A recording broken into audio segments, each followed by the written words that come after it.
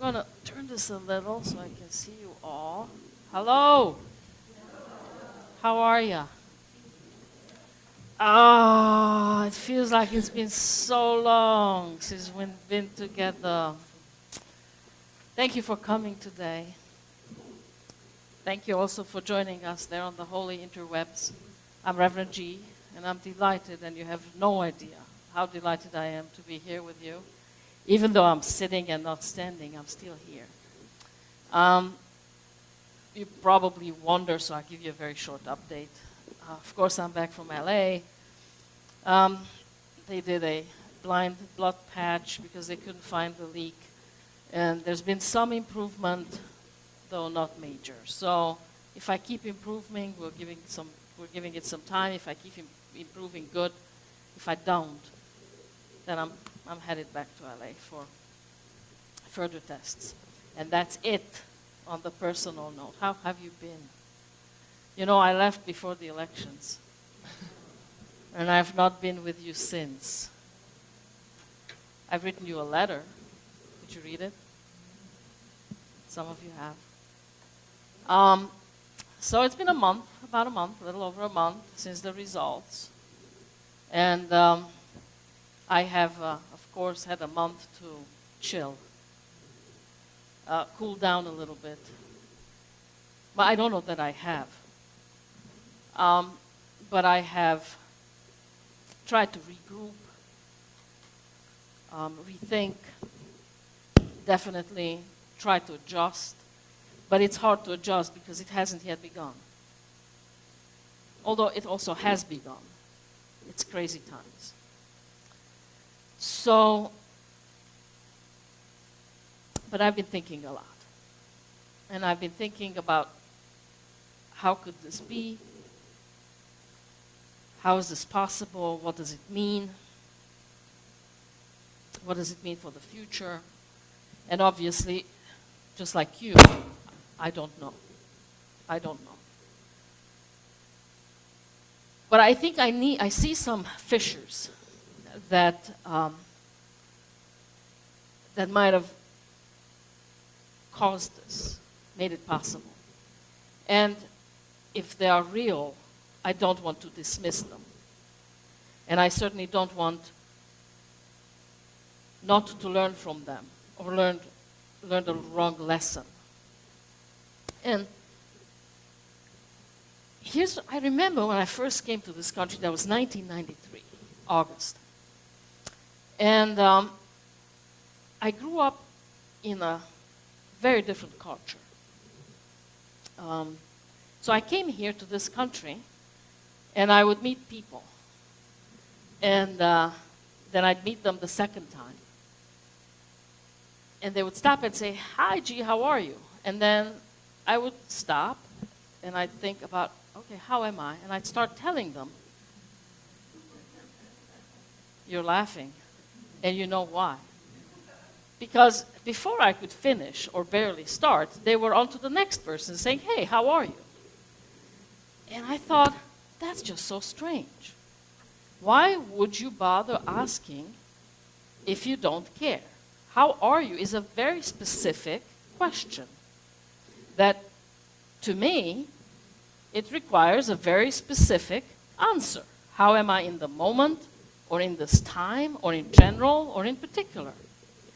And why would you ask it if you don't care? So then I learned as weeks, first I thought maybe just this person didn't care. And then the next person would ask me how I was, I'd start. And I'd learn, oh no, they don't care either. And then I learned, nobody cares. And that is, I learned not to trust that question anymore. So not take it for its literal meaning. Don't take it at face value. And sometimes, trust is broken in big ways. But I think trust most often is broken in small ways. So you learn not to trust. And when you don't trust, the thing that really breaks is the connection. So then we no longer connect to each other, and the trust between us is broken in tiny, numerous ways, little ways. But it results in a lack of trust. So, did you know that 19% of Gen Z believe that they can trust other people? 19%. This is the future. I'm Gen X, so Gen Z is younger than I am. Since 2000, depression has increased by 60%. Since 2000, people of relationship age, there's 1/3 less of them in relationships. There are young men and young women among us who have never dared to ask somebody out on a date. There is that lack of trust. They wouldn't get me anyway. They'd say no. Who knows the myriad of reasons? And that decision carries consequences. In relationships, we experience ourselves. The paint on that wall is never going to challenge me. I may challenge it and change it, but it will never change me. In a relationship, we hold mirrors to one another. This is how you show up. Do you like it? This is how you show up. It's not working for me.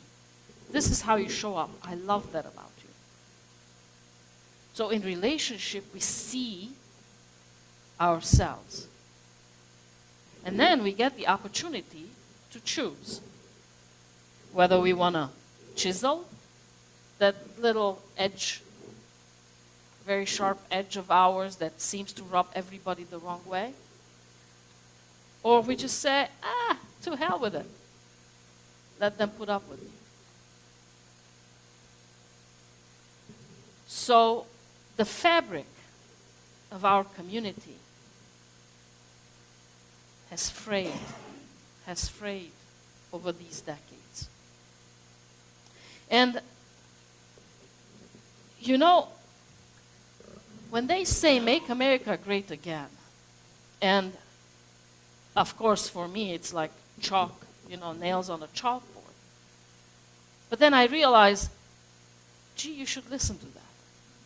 What are they talking about? And I wonder if they're looking back at the 50s, when communities were strong and trustworthy. There were issues. And I'll get to that because it's me, and I'll get to that. But there was something about the community, like it was like that. The community that I grew up in, where if somebody asked you how you were, they only did it because they wanted to know how you were.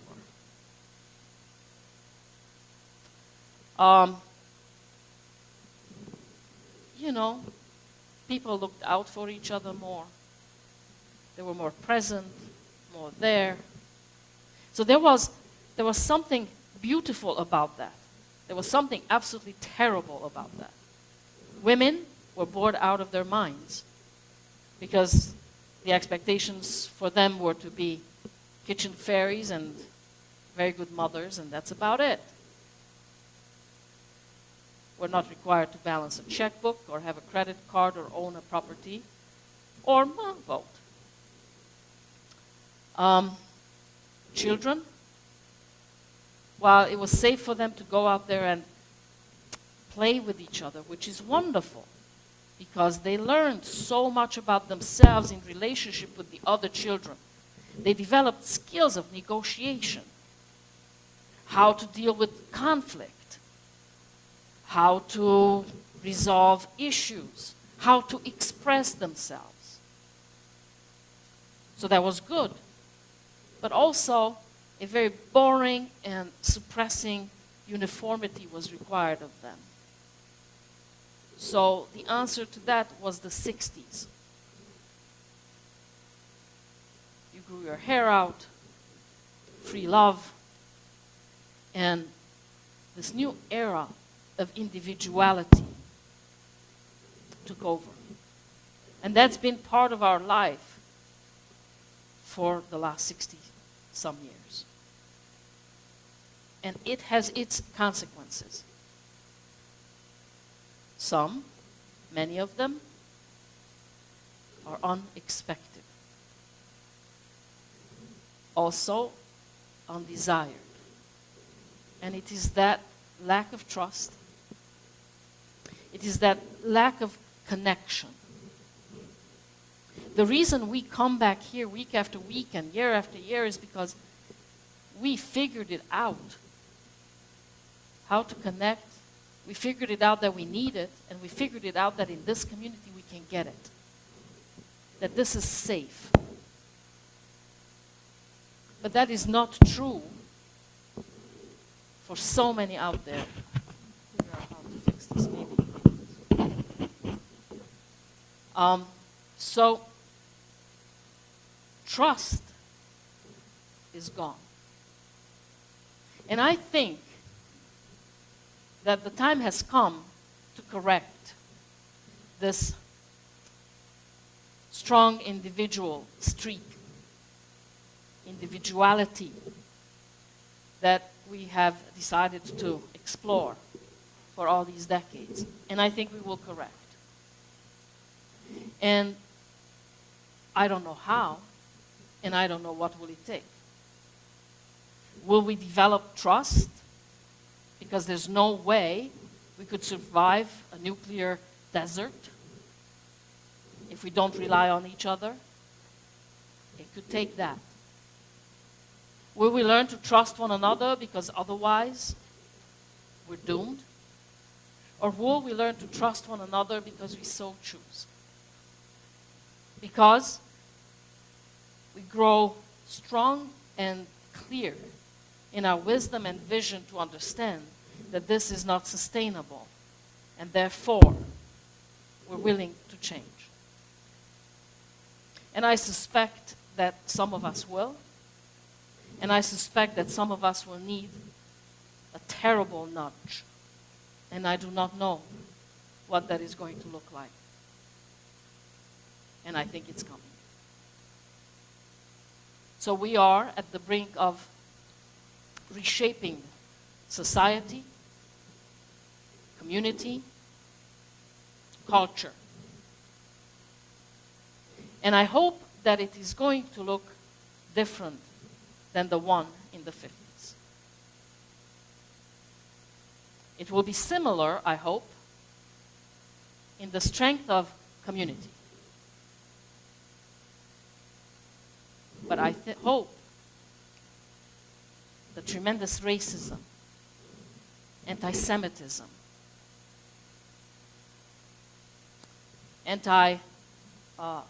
homophobia won't be part of it. That we will finally learn to allow each other to be our authentic selves. Because let me tell you something. If I don't allow you to be who you are, truly who you are, it imprisons me. Because I have to double down on that harshness that is inside me that would deny you your true expression of self. And then I will end up being perceived as, what is this? And then I will end up being perceived as the one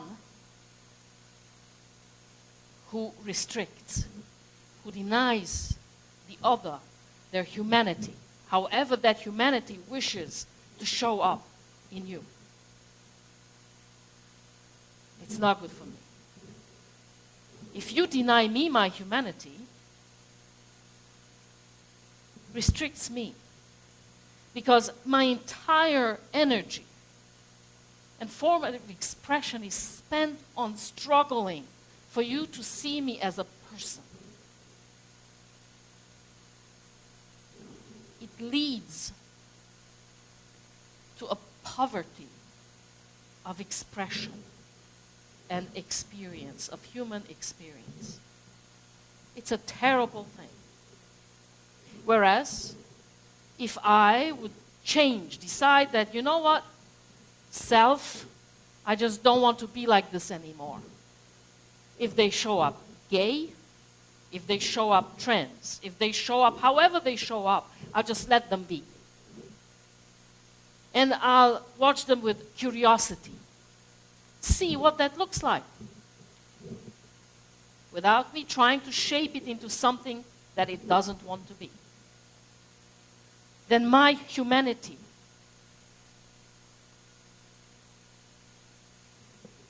is allowed to take other forms of expressions than denying someone their right. You understand? And then, if I no longer have to struggle against being denied my humanity, then I get to experience so much richness and expression of life. Because, let me tell you something. Being gay or trans, it is such a small part of, an insignificant part of one's life. Believe it or not. When allowed to be, it is an insignificant part of life that we never, ever even need to talk about. But when it's denied, it grows. Then that's all that there is. And that's how balance is lost.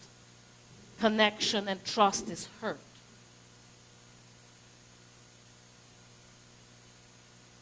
So it is my hope and wish that when and as we are changing culture, as we are building trust, as we are reconnecting, we introduce this generosity of allowing to be who we truly are. So we all may express and be able to experience life in a fullness that has not been available to us. In the 50s, if you didn't have a crew cut, you were denied expression. So, the 60s, everybody grew out their hair. Even that becomes a big thing when it should be nothing, a no thing. There's two kinds of people. There are the illuminators and the diminishers. Diminishers and illuminators. A diminisher will not ask questions of you, shows no interest in you. They talk a lot. They have ideas. When you walk away from an encounter with a diminisher, you feel a little bit less. You certainly feel unseen, unheard, possibly even icky. But certainly, don't feel like, oh, how wonderful that I had this time with this person. When you're with an illuminator, they ask questions. They're curious about you. They want to know who you are. What makes you tick? What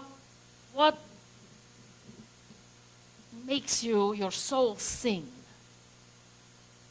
When you walk away from an encounter with an illuminator, you feel inspired, like, wow, something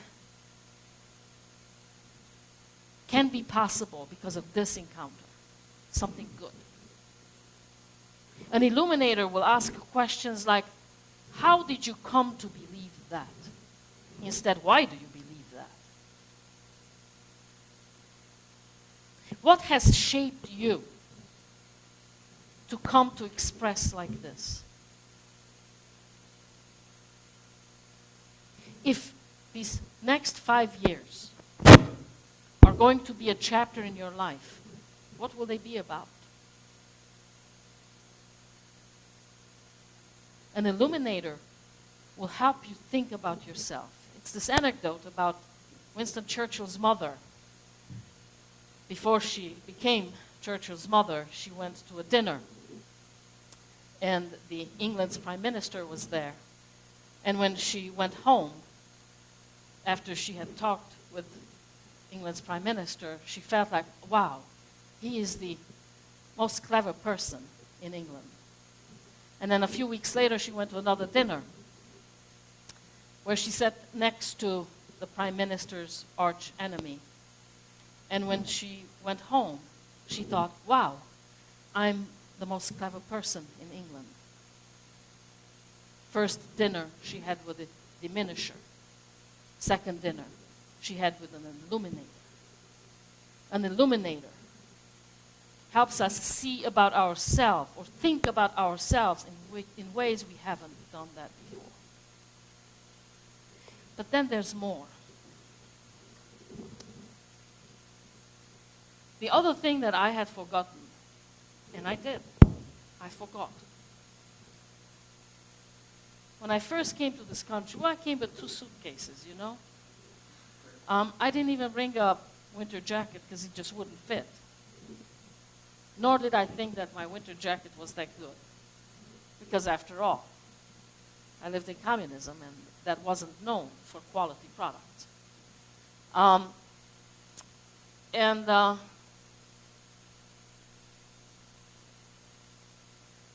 remember there was a time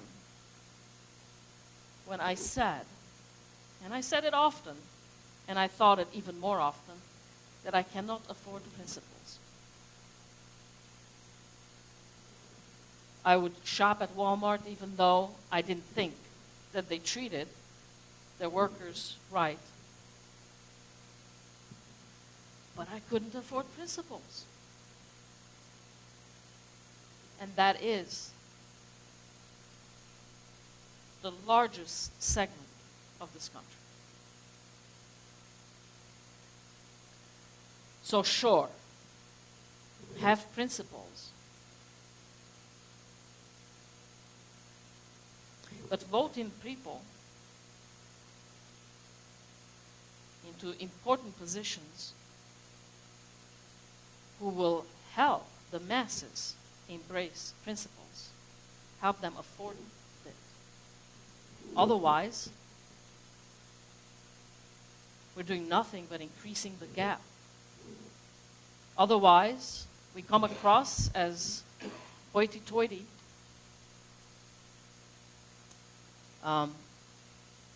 people with these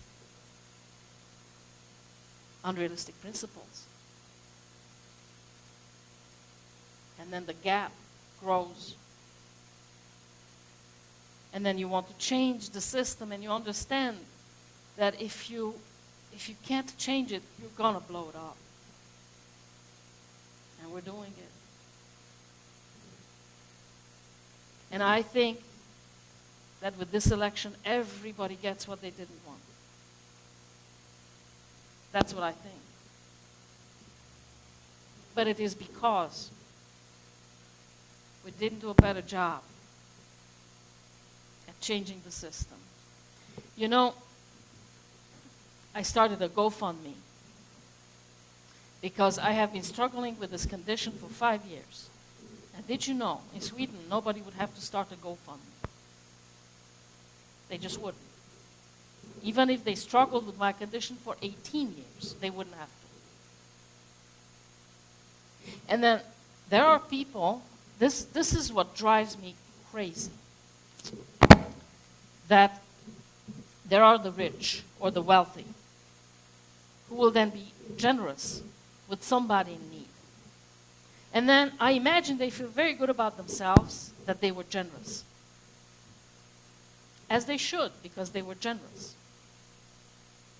While voting in politicians who create the very system that requires that generosity. And everybody cannot start a GoFundMe, and everybody who starts a GoFundMe may not receive money just because they started a GoFundMe.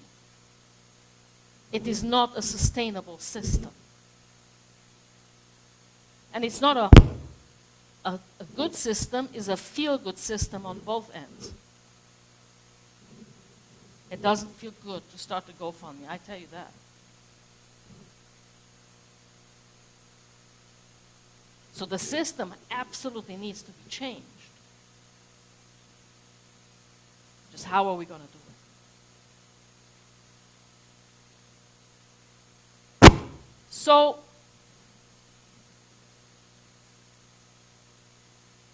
I do not, if you come in touch with a diminisher, and I know that because we have hoity-toity values and principles.